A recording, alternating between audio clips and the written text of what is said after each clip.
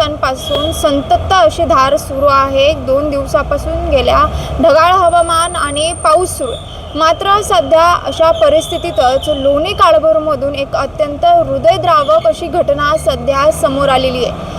एका पाण्याने भरलेल्या खड्ड्यामध्ये लोणी काळभोरमध्ये एका 2 वर्षाच्या मुलाचा बुडून मृत्यू झाल्याची दुर्दैवी घटना सध्या समोर आलेली आहे आणि ज्याच्यामुळे सध्या लोणी काळभोर परिसरात आणि तेथील नागरिकांमध्ये संतापाची लाट आपल्याला पाहायला मिळते।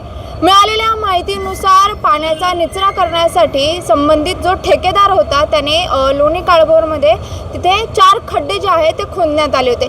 मात्र गेल्या 2 दिवसांपासून तिथं पाऊस सुरू आहे आणि ते खड्डे जे आहेत ते पूर्णपणे पाण्याने भरलेले होते आणि त्या ठेकेदाराने जे आहे ते तसंच काम जे आहे ते अर्धवट सोडलेलं होतं। महत्त्वाचं म्हणजे त्या खड्ड्यांच्या आजूबाजूला जे आहे ते बॅरिकेड्स किंवा फलक जे आहेत ते देखील लावलेले नव्हते आणि जो 2 वर्षाचा चिमुकला आहे सोहम कसबे असं त्याचं नाव आहे, तो खेळत खेळत त्या खड्ड्यांपाशी आला आणि तो खड्डा जो आहे तो पूर्णपणे पाण्याने भरलेला असल्यामुळे त्याला काहीच तिथे असं समजलं नाही आणि तो त्यामध्ये बुडला।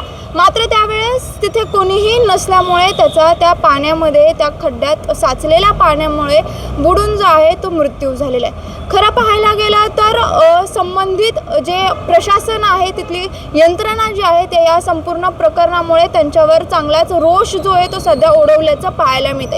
यासोबतच त्या अज्ञात ठेकेदाराविरुद्ध जो आहे तो सध्या लोणी काळभोर पोलीस स्टेशनमध्ये गुन्हा दाखल करण्यात आलेला आहे। या ठेकेदाराच्या निष्काळजीपणामुळेच या 2 वर्षाच्या चिमुकल्याचा मृत्यू झाल्याचा आरोप जो आहे तो सध्या त्यांच्या नातेवाईकांकडून त्या मुलाच्या नातेवाईकांकडून सध्या करण्यात येतोय।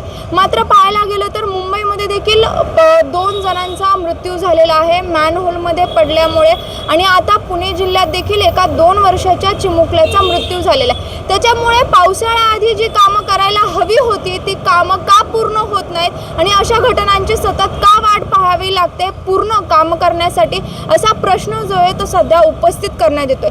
मात्र सध्या तरी लोणी काळभोर परिसरामध्ये नागरिकांमध्ये अतिशय संतापाचं वातावरण आहे। पोलीस देखील त्या अज्ञात ठेकेदाराविरुद्ध गुन्हा दाखल केला असून त्याच्या शोधण्याचं काम सध्या सुरू आहे। मात्र पाहायला गेलं तर कसबे कुटुंबावरती मोठा दुःखाचा डोंगर जो आहे तो कोसळलेला आहे। शिवानी लकडे, टाइम्स ऑफ महाराष्ट्र, पुणे।